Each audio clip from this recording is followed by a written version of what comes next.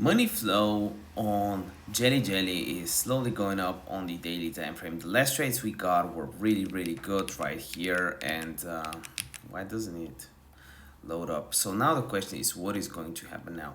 Longs are at an all-time high on the daily chart. Longs above 80 is considered dangerous.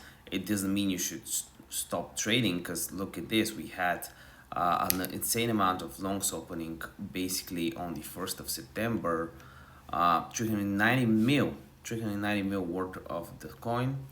And even though we had this right here, this was just the beginning of the move. It was an insane move.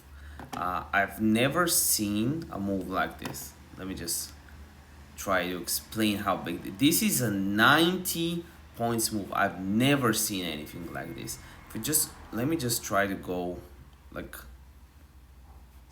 what happened here. So we have on 41 50 points is normally a lot.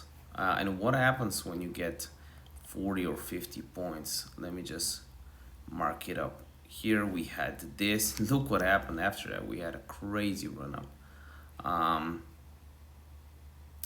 Then we had the same thing here.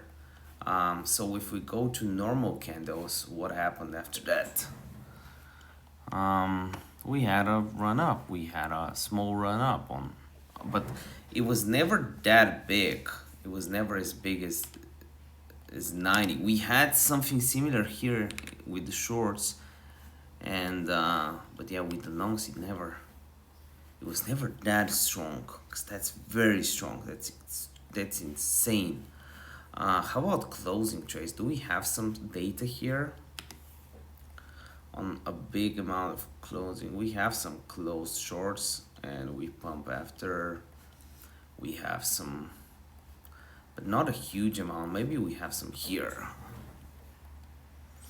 Okay, so but regardless, we are in an uptrend. We really need to defend this line. If we are this line right here, if we are to